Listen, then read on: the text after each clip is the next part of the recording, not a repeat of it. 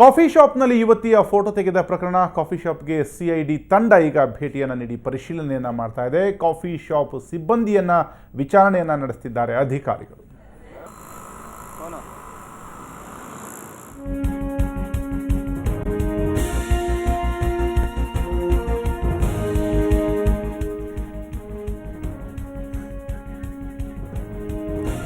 ಈ ಬಗ್ಗೆ ಮಾತಾಡ್ತಾರೆ ನಮ್ಮ ರಿಪೋರ್ಟರ್ ರಮೇಶ್. ಕಾಫಿ ಶಾಪ್ನಲ್ಲಿ ಯುವತಿಯ ಫೋಟೋ ತೆಗೆದ ಪ್ರಕರಣ ಈಗ ತೀವ್ರ ಚರ್ಚೆಗೆ ಗ್ರಾಸವಾಗ್ತಾ ಇರುವಂಥದ್ದು. ಅದರ ಜೊತೆಗೆ ಈಗ ಕಾಫಿ ಶಾಪ್ನ ಒಂದು ವಿಚಾರಣೆಯನ್ನು ಕೂಡ ಈಗ ಮಾಡಲಿಕ್ಕೆ ಸಿಬ್ಬಂದಿ ಅಲ್ಲಿಗೆ ಹೋಗಿದ್ದಾರೆ.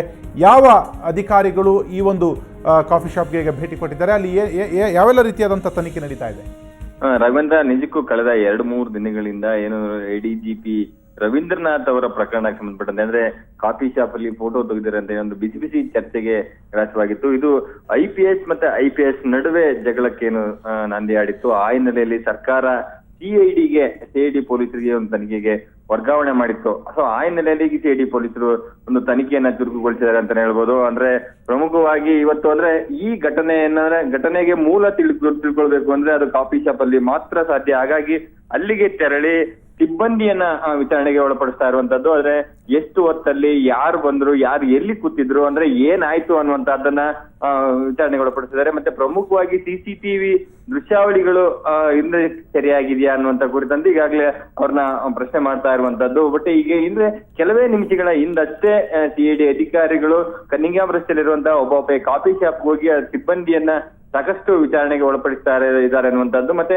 ಅಲ್ಲಿನ ಅಂದ್ರೆ ಅಲ್ಲಿ ಯಾವ ರೀತಿ ನಡೀತು ಅನ್ನುವಂಥದ್ದನ್ನ ಆ ಅಂಗಡಿ ಮತ್ತೆ ಅಕ್ಕಪಕ್ಕದೇ ಇರುವಂತ ಅಂದ್ರೆ ಅವತ್ತು ಅಲ್ಲಿ ಯಾರಿದ್ರು ಅವ್ರನ್ನ ಸಂಬಂಧಪಟ್ಟಂತೆ ಈಗ ವಿಚಾರಣೆಗೆ ಒಳಪಡಿಸುವಂತಹ ಸಾಧ್ಯತೆ ಇದೆ ರಾಘವೇಂದ್ರ. ಇನ್ನು ಆ ಒಂದು ಕಾಫಿ ಶಾಪ್ನಲ್ಲಿ ಇದ್ದಂಥ CCTV ಬಗ್ಗೆ ಸಾಕಷ್ಟು ಚರ್ಚೆ ಆಗುತ್ತಿದೆ. ಅಲ್ಲಿ ಒಂದೊಮ್ಮೆ CCTV ಅವತ್ತು ಇದ್ದಿದ್ರೆ ಅಲ್ಲಿನ ಎಲ್ಲ ದೃಶ್ಯಗಳನ್ನು ಅದು ಸೆರೆ ಹಿಡಿತಾ ಇದೆ ಅಂತ.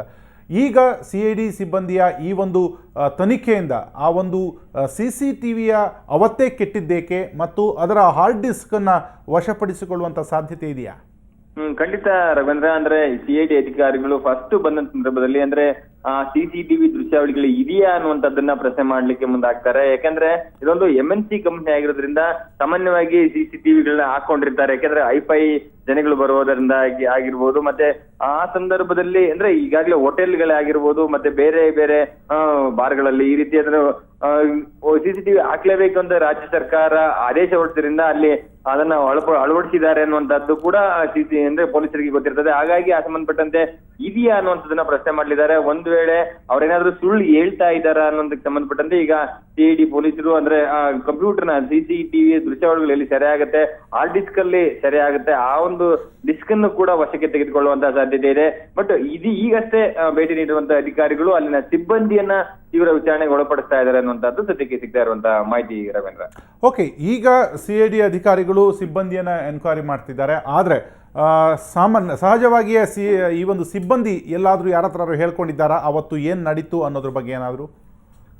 ರಾಘವೇಂದ್ರ, ಅಂದ್ರೆ ಇದು ನಿಜಕ್ಕೂ ಈಗ ಎಲ್ರನ್ನ ಕಾಡ್ತಾ ಇರುವಂತ ಪ್ರಶ್ನೆ. ಯಾಕಂದ್ರೆ ಈ ಸಂಬಂಧಪಟ್ಟಂತೆ ಯಾವುದೇ ಮಾಧ್ಯಮ ಪ್ರತಿನಿಧಿಗಳಾಗ್ಲಿ ಮತ್ತೆ ಬೇರೆ ಯಾರಾದ್ರೂ ಕೂಡ ಆ ಹೋಟೆಲ್ನ ಸಿಬ್ಬಂದಿ ಯಾವುದಕ್ಕೂ ಸ್ಪಷ್ಟವಾಗಿ ಉತ್ತರವನ್ನ ಕೊಡ್ತಾ ಇಲ್ಲ. ಅಂದ್ರೆ ನಮ್ಮ ಹೋಟೆಲ್ನ ಹಿರಿಯ ಅಧಿಕಾರಿಗಳನ್ನ ಮತ್ತೆ ಮ್ಯಾನೇಜರ್ಗಳನ್ನ ಮಾತ್ರ ಕೇಳ್ಬೇಕಾಗತ್ತೆ, ನೀವು ಅವ್ರನ್ನ ನಾವು ಮಾತಾಡ್ಸುವಂತ ಪ್ರಯತ್ನ ಕೂಡ ಇವತ್ತು ಮಾಡಿದ್ವಿ. ಆದ್ರೆ ಪೊಲೀಸರು ಹೇಳಿದ್ದಾರೆ ಯಾವುದೇ ರೀತಿಯಾದಂತ ಯಾರಿಗೂ ಮಾಹಿತಿ ಕೊಡ್ಬೇಡಿ.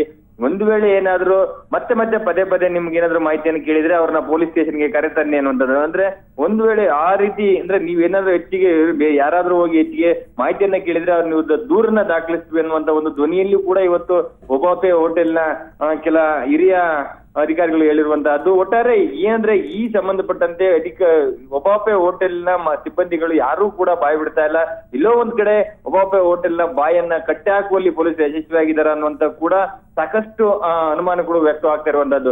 ಆ ಹಿನ್ನೆಲೆಯಲ್ಲಿ ಈ ಸಂಬಂಧಪಟ್ಟಂತೆ ಸ್ಪಷ್ಟ ಚಿತ್ರಣ ಸಿಗಬೇಕಂದ್ರೆ ಅದು ತನಿಖೆಯಿಂದ ಮಾತ್ರ ಸಾಧ್ಯ. ಆ ಹಿನ್ನೆಲೆಯಲ್ಲಿ ರಾಜ್ಯ ಸರ್ಕಾರ ಏನು CID ಪೊಲೀಸರಿಗೆ ತನಿಖೆಗೆ ವಹಿಸಿತ್ತು. CID ಪೊಲೀಸರು ಈಗಾಗಲೇ ಆದಷ್ಟು ಬೇಗ ಒಂದು ತನಿಖೆಯನ್ನ ಆರಂಭಿಸಿದ್ದಾರೆ. ನೋಡ್ಬೇಕು ರಾಘವೇಂದ್ರ, ಅಂದ್ರೆ ಈ ಘಟನೆ ಬಗ್ಗೆ ಸಾಕಷ್ಟು ಅನುಮಾನಗಳು ಅಂದ್ರೆ ಈ ಹಿಂದೆ ಅವರಾತ್ಕರ್ ಇದಾರ ಅನ್ನುವಂಥದ್ದಾಗಿರ್ಬೋದು, ಮತ್ತೆ ಈ ಹಿಂದೆ ರವಿ ಹೇಗೆ ಉದ್ದೇಶಪೂರ್ವಕವಾಗಿ ಏನಾದ್ರು ಬೇಸೇವಿ ಮಾಡಿದಾರ ಅನ್ನುವಂಥದ್ದು ಸಾಕಷ್ಟು ಪ್ರಶ್ನೆಗಳಲ್ಲಿ ಉತ್ತರ ಇಲ್ಲದ ಪ್ರಶ್ನೆಗಳಿದೆ. ಆ ಪ್ರಶ್ನೆಗಳಿಗೆ ಉತ್ತರ ಸಿಗ್ಬೇಕಾದ್ದು ತನಿಖೆಯಿಂದ ಮಾತ್ರ ಸಾಧ್ಯ. ಆದಷ್ಟು ಬೇಗ CID ಪೊಲೀಸರು ತನಿಖೆಯನ್ನ ಮಾಡಿ ಈಗ ಪರಿಶೀಲನೆ ಆರಂಭಿಸಿದ್ದಾರೆ ರಾಘವೇಂದ್ರ. ಥ್ಯಾಂಕ್ ಯು ರಮೇಶ್ ನಿಮ್ಮೆಲ್ಲ ಮಾಹಿತಿಗೆ.